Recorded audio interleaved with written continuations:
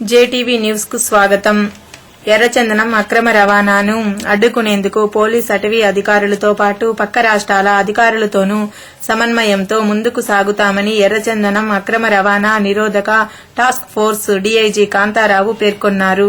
మంగళవారం తిరుపతిలోని పోలీస్ అతిథి గృహంలో 6 జిల్లాల పోలీస్ అటవీ శాఖ ఉన్నతాధికారులతో టాస్క్ ఫోర్స్ డీఐజీ సమన్వయ సమావేశాన్ని నిర్వహించిన అనంతరం డీఐజీ కాంతారావు విలేకరులతో మాట్లాడారు.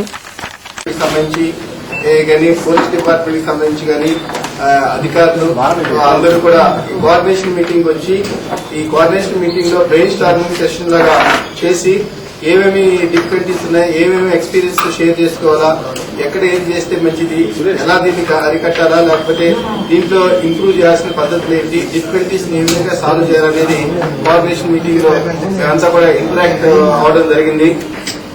ఈ ఇంటరాక్షన్ లో అందరూ కూడా మా కన్జర్వేటర్ గారు శ్రీ రవికుమార్ గారి దగ్గర నుంచి అలాగే పోలీసు సూపరింటెండెంట్ ఆఫ్ పోలీసు మనకి తిరుపతి, చిత్తూరు ఇద్దరు మన గోపీనాథ్ గారు కానీ లేకపోతే శ్రీనివాస్ గారు కానీ డిఎఫ్ఓస్ వచ్చిన 10 మంది కూడా తమ అమూల్యమైన అభిప్రాయాల్ని వాళ్ళు వెల్లడించారు.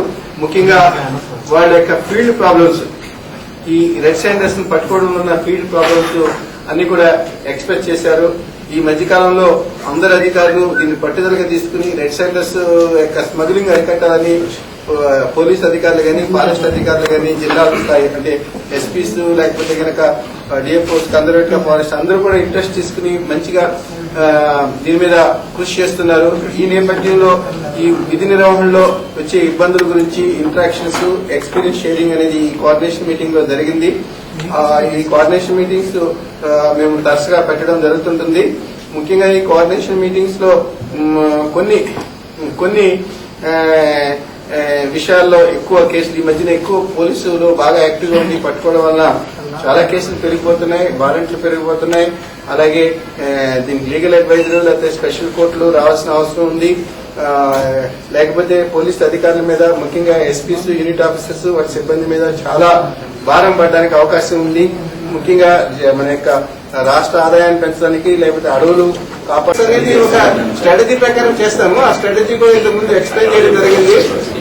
ఇన్వెస్టిగేషన్ వింగ్ అని, లేకపోతే కనుక మాకు ఇంటెలిజెన్స్ వింగ్ అని, లేకపోతే కనుక ఈ ప్రివెంటివ్ వింగ్ అని, కమాండో ఆపరేషన్స్ వింగ్ అని, ఇలాగ రకరకాల మార్గాలు పెట్టుకుని కోఆర్డినేషన్స్ అనేది పెట్టుకుని డేటా బేస్ పెట్టుకుని అక్కడికి ఏ ఇంటర్ డిపార్ట్మెంటల్ కోఆపరేషన్ తో ముందుకు వెళ్తామని కోఆర్డినేషన్ మీటింగ్ పెట్టాం.